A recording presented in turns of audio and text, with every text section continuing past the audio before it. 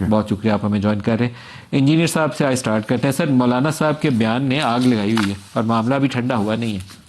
وجوہات کیا تھی مولانا کے بیان کی؟ بہت شکریہ آپ کا ندیم بھائی.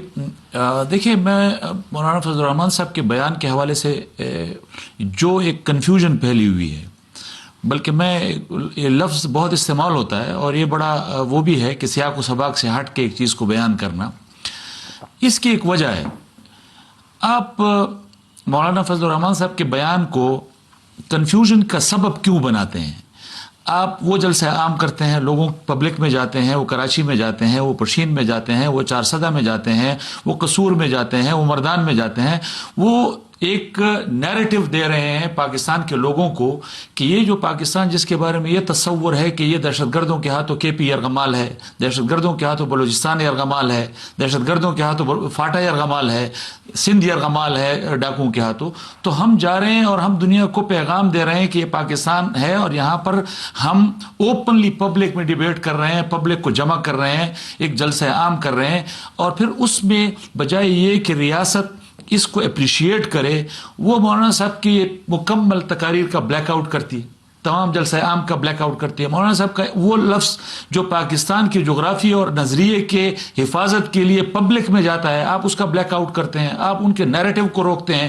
پھر اس سے یہی ہوگا کہ یہ کنفیوژن پھیلے گی. مولانا صاحب نے ایک جملہ کہا کیا کہ زیارت میں پہلے ہم بلوچستان میں بلوچ بیلٹ میں سوچتے تھے کہ جی یہاں پر تو خون بہ رہا ہے اور کوئی جا نہیں سکتا. اب تو پشتون بیلٹ میں ایک دن میں 50 لاشیں ہم اٹھا رہے ہیں, کے پی میں ہم اٹھا رہے ہیں, فاٹا میں ہم اٹھا رہے ہیں. تو کیا ہم نے پاکستان میں ہمیشہ خون دے کر رہنا ہے, جنازے پڑھنے ہیں؟ اور اس پر پھر ہمیں یہ کہا جاتا ہے کہ جی جنازے تو ہمارے بھی, شہداء تو ہمارے بھی ہیں. تو آپ تو اس کے لیے ٹرینڈ ہیں, آپ کے پاس تو ایکوپمنٹ اس کے حوالے سے موجود ہے. آپ نے تو پاکستان کی آئین اور قانون میں یہ حلف لیا ہوا ہے کہ میں نے پاکستان کی سلامتی کے لیے لڑنا ہے. تو آپ ہم سے کیوں کہتے ہیں کہ ان دہشت گردوں سے لڑنے کے لیے آپ نے لشکر بنانے ہے؟ یہ ہماری ذمہ داری نہیں. یہ آپ کی آفیشیل ایکسپلینیشن ہے؟ جی میں بالکل آن ریکارڈ, یہ مولانا صاحب کی تقریر کا حصہ ہے. میرے پاس وہ ہے. جی میرے پاس بھی ہے, یہ ان کا حصہ ہے. میں نے پلے کیا تو بیرسٹر عقیل ملک صاحب پروگرام مجھے آگے نہیں بڑھانے دیں گے, اس لیے میں پلے نہیں کر رہا. نہیں, اگر آپ پلے کرنا چاہتے ہیں, میرے پاس 2 منٹ 21 سیکنڈ کا وہ کلپ ہے جو اصل تنازع کی وجہ بنا ہے. میرے پاس بھی ہے, اگر آپ وہ سنوانا چاہیں گے. ابتدا یہی سے ہوئی ہے جہاں سے میں نے سٹارٹ کیا کہ بلوچستان کے حالات کے جی ہم نے ان 2-3 دنوں میں سوائے جنازے پڑھنے کے اور لاشیں اٹھانے کے اور کچھ بھی نہیں کیا. تو کیا ہم اس کے لیے شوکت صاحب سے پہلے پوچھ لیں. شوکت صاحب آج ہماری جو وضاحت ہے میں ایک جملہ کہتا ہوں, پھر عقیل بھائی اس کا جواب ضرور. دیکھیں, شہداء کی جہاں تک بات ہے, شہداء ہمارے آنکھوں کا تاج, ہمارے آنکھوں کا نور اور سر کا تاج ہے. یہ چلائیں جی انجینئر صاحب کی اور یہ میں بالکل برملا کہہ رہا ہوں, اور آپ تو آنکھوں کا نور اور سر کا تاج ہیں. اور میں آپ تو ان کی بات کر رہے ہیں, میں تو اپنی بات کر رہا ہوں. میرے تو ایک شیخ الحدیث ابھی مولانا ادریس صاحب نے اس پاداش میں شہادت لی ہے کہ انہوں نے کہا کہ جی پاکستان نے اور پاکستان کے فیلڈ مارشل نے ایران اور امریکہ کے درمیان جو صلح کرائی ہے یہ بہت اچھا اور خیر کا کام ہے اور ہم اس کو ستائش کرتے ہیں. اس پاداش میں ان کو شہید کر دیا گیا. ہمارے درجنوں علماء کو اس پاداش میں شہید کیا گیا کہ آپ جمہوریت کی بات کیوں کرتے ہیں, آپ آئین کی بات کیوں؟ تو میں مطالبہ کروں, جن لوگوں نے مولانا صاحب کے بیان کو سیاق و سباق سے ہٹ کر اخذ کیا ہے, پھیلایا ہے, انہوں نے اس ملک کے ساتھ دشمنی کی ہے, وہ اس پر معافی مانگے. یہ آپ کے ساتھ بیٹھے ان سے کہیں مجھے کیوں بتا رہے ہیں, نون لیگ والے آپ پہ کرٹیسائز کر رہے ہیں. جتنی ہم اس پہ بحث کریں گے, میں شہیدوں کا وارث ہوں. میں نے سینکڑوں جنازے ایک دن میں اٹھائے ہیں ندیم بھائی. باجوڑ میں شوکت یوسف صاحب کے قرب جوار میں ہے, ایک دن میں ہم نے 100 جنازے اٹھائے ہیں اس پاداش میں کہ وہ ہمیں کہتے ہیں آپ آئین کی بات کرتے ہیں, آپ جمہوریت کی بات کرتے ہیں, آپ پاکستان کی بات کرتے ہیں, آپ مرتد ہیں, آپ کافر ہیں. ہم اور آتے ہیں وہ خودکش دھماکہ کرتے ہیں. ہمارے 100 سے زیادہ کارکن ایک جلسے میں شہید ہوتے ہیں, ہمارے علماء شہید ہوتے ہیں. میں تو شہیدوں کا وارث ہوں, میں تو شہید کے بارے میں بات نہیں کر سکتا, میں ادارے کی بات کر رہا ہوں. وہ خود ہی کلیئر کر دینا. دیکھیں اور کچھ نہیں, کلیئرٹی آ جائے گی کہ یہ مطلب یہ مقصد نہیں تھا, یہ آپ لوگوں نے غلط اخذ کر لیا, غلط آپ نے مطلب. آج تک میاں نواز شریف کے ان بیانات کا جو افواج کے خلاف دیے ہیں ان کی وضاحت انہوں نے خود کی ہے.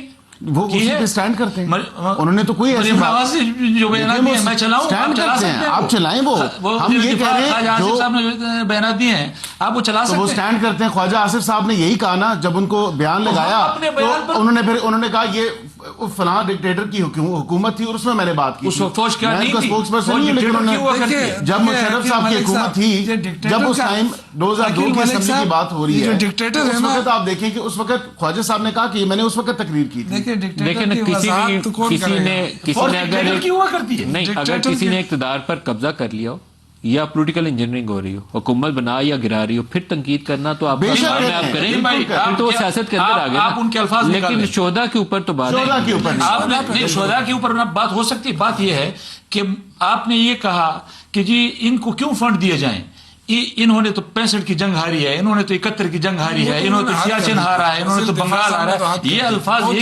ये क्या पाकिस्तान के अफवाज के बारे में ये सिर्फ डिक्टेटर के हवाले से कहे जा सकते हैं जो उन्होंने कहे? ये किसने कहे? ये ख्वाजा साहब वो तो असेंबली में कही थी, पुरानी बात है, लेकिन माफी नहीं मांगी उन्होंने अभी तक, उसकी माफी नहीं मांगी, नहीं मांगी। उनसे वजाहत तलब करें। वो मरीम नवाज शरीफ साहब के जलसा है आम में बिल्कुल वजाहत दें अपनी, बिल्कुल उनको देनी चाहिए। वैसे तो गुजरांवाला जलसा में जो नवाज शरीफ की तकरीर थी उसकी वजाहत वापस लिया। देखिए मैं उसमें इतना कह सकता हूं कि उन्होंने अगर जो हकायक हैं वो सबके सामने है, आपसे कोई ढकी छुपी बात जनरल नहीं कमर है। जावेद बाजवा साहब आप जिम्मेदार हैं, यही कहा था, यही कहा जनरल था, फैज साहब आप जिम्मेदार बिल्कुल हैं। यही कहा था, देखिए, यही कहा था, इसमें कोई दो राय नहीं। अकील मलिक साहब कह रहे हैं कि वो अपनी बात पे स्टैंड कर रहे हैं।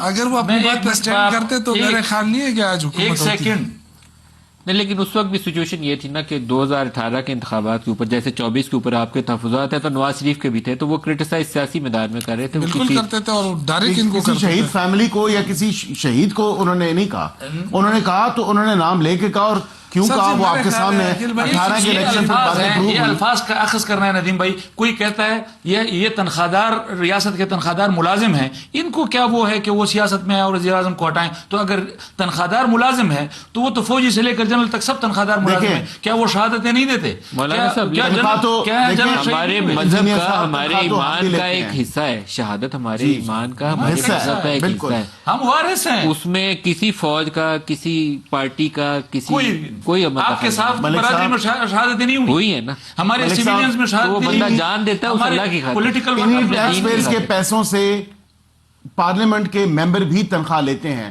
यही मरात लेते हैं। किधर से आते हैं ये पैसे? ये टैक्स के पैसे, लोगों का पैसा है जो टैक्स से देते हैं। आप ये कहें कि आप अगर टैक्स पेयर्स के पैसों पे मरात भी लें, आप तनख्वाहें भी लें, तो फिर किसी और शहादत जो कि हमारे ईमान का हिस्सा है, एक दिल का जज्बे की बात है, और उसमें आप इक्वेट करते हैं सैलरी का, ये नामुनासिब। हम तो तनख्वाह भी नहीं लेते फिर भी शहीद होते हैं, कौम के लिए शहीद होते हैं। सर किधर से तनख्वाह नहीं लेते?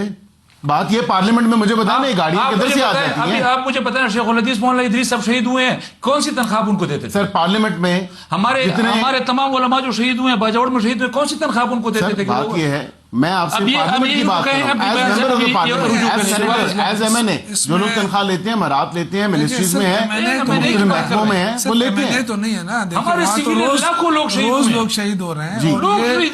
ये इसकी जिम्मेदारी भी रियासती जो पॉलिसी है ना, गवर्नमेंट की जो पॉलिसी होती है, वो भी इसमें बहुत बड़ा फैक्टर होता है।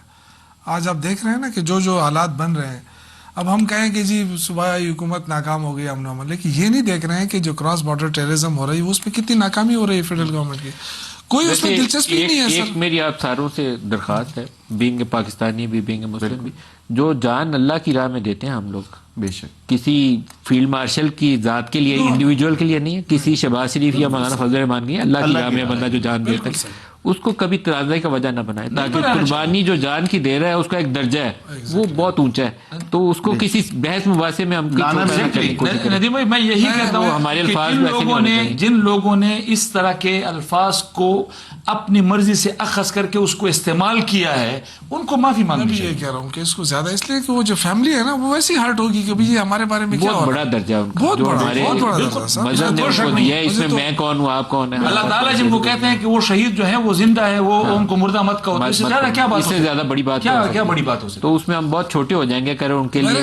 आपका हुकूमत के पास कोई इशू नहीं है तो इसको इन्होंने इशू बना दिया। नहीं इशू है, इशू नहीं है। सब तो रिजाल है पाकिस्तान में, लीडर्स नहीं जो सियासी तरीके से मुफाहमत से कोई रास्ता निकाल सकते। बिल्कुल कहा तो रिजाल नहीं नदीम भाई। मौलाना फजल रहमान साहब ने जिस तरह शौकत भाई ने कहा, उनको एक्शन कमेटी ने अप्रोच किया لیٹر لکھا کہ ہم آپ کو ثالث تسلیم کرتے ہیں, آپ جیسے ان کے ساتھ مذاکرات کر کے جو بھی حل کریں گے, جو بھی بات کریں گے, ہمیں قبول ہوگا. مولانا صاحب نے ان کو اپروچ کیا. ابھی شوکت بھائی کہہ رہے تھے کہ یا تو ان کے پاس اختیار نہیں ہے, یہ یا ہٹا دیں, باقی بات ٹھیک ہے ان کی, ان کے پاس اختیار نہیں ہے, کیونکہ ان کی طرف سے جواب یہ آیا کہ ہمیں ذرا راولپنڈی سے بھی بات کرنے دیں. اب وہاں سے ان کو اجازت ملے گی تو پھر بات ہوگی. اور جب ان کو سیاسی طور پر میرے خیال میں شاید شہباز شریف صاحب کے اندر بھی یہ کمی نہیں ہوگی, شاید زرداری صاحب کے اندر بھی یہ کمی نہیں ہوگی. باقی اپنی بات تو میں چھوڑتا ہوں کہ ہمیں تو ثالث باقاعدہ تسلیم کیا گیا مولانا صاحب کو, ان میں بھی یہ کمی نہیں ہے بات کرنے کی. لیکن اصل مسئلہ یہ ہے کہ مفادات ہیں, اور ان مفادات کے آگے انہوں نے اپنے اختیار کو سرنڈر کیا. اور گولی مار کے کہتے ہیں پولیس مقابلے میں مارا گیا. تعداد نکالے بندوں کی, یہ ایکسٹرا جوڈیشل کلنگ کے پرچے ہوں گے آپ کی پنجاب حکومت کے, نون لیگ کے لوگوں کے اوپر ہوں گے, اور یہی لوگ جنہوں نے مارے نا یہ گواہ بنیں گے. محسن نقوی صاحب نے کیا کہا تھا, بلوچستان میں جا کر کہا تھا کہ جی یہ تو ایک ایسے چوکی مار ہے. نہیں سر, یہ ایسا SHO کا تو جواب دیا نا جو پنجاب میں 2-3 ہزار بندہ مار کے نیچے. میں ایک بات کہنا چاہ رہا ہوں کہ ہمارے دوستوں کو اب تک, میں معذرت کے ساتھ بات کرنا چاہوں, ہمارے دوستوں کو ابھی تک لا اینڈ آرڈر اور انسرجنسی جو ہے, دہشت گردی جو ہے, اس کا فرق سمجھ میں نہیں آ رہا. یہی تو مسئلہ ہے. یہ دونوں وفاقی صوبائی حکومتوں دونوں کا جو ہے وہ ایک دوسرے کے ساتھ مل کر کوئی حکمت عملی تشکیل دیں گے تو کام ہوگا. یہ نہیں ہے کہ آپ بلوچستان چلے جائیں, محسن نقوی صاحب وہ کہیں یہ تو ایک ایسے چوکی مارے, اور اس کے بعد جو بلوچستان کا برا حال ہو جائے. تو میری دست گزارش ہے, اور میں یہ سوال بھی ان کے سامنے ضرور رکھنا چاہتا ہوں کہ کیوں کر یہ چیز ہوئی کہ ہم اپنے لا اینڈ آرڈر کی اور اس صورتحال کو یہاں تک پہنچایا کہ کہیں ہمیں لشکر بنانے کے لیے باتیں کرنی پڑے کہ لشکر بناؤ, قوم سے لڑے. اس کو میں گول مول رہنے دیتا ہوں, لیکن آپ کو ایک درخواست پیش کرتا ہوں. یہ وفاقی کابینہ کے جتنے لوگ ہیں نا, آپ ان کو 1 ہفتے کے لیے مسلسل کوئٹہ میں دعوت دیں اور وہاں ان سے ڈسکشن کریں. ان میں سے زیادہ آئیں گے نہیں, آپ دعوت دیں ان سب کو, JUI والے آرگنائز کریں. پشاور نہیں آتے. نہیں سر, آپ کوئٹہ میں میں یہی تو کہہ رہا ہوں کہ جب ساری وفاقی کابینہ کو 1 ہفتے کے لیے آپ سرکاری خرچے پہ دعوت دیں گے, فری میں ہے. ہمارے ساتھ وزیر اعلیٰ KP معاونت کرتے ہیں اس دہشت گردی کے تمام معاونت پہ. نہیں ویسے سہیل افریدی کو ایسی کون سی شرم تھی کہ چھپ کے ملنے گیا تھا, اناؤنس کر کے سینہ تان کے ملنے جا رہا. یہ مسئلہ مسلم لیگ کا تھوڑی, یہ تو PTI کا سہیل افریدی کا مسئلہ ہے, وہ نمٹے پھر. اچھا جی, شوکت یوسف صاحب, انجینئر ضیاء الرحمان صاحب, بیرسٹر عقیل ملک صاحب, آپ سب کا بہت شکریہ. آج کے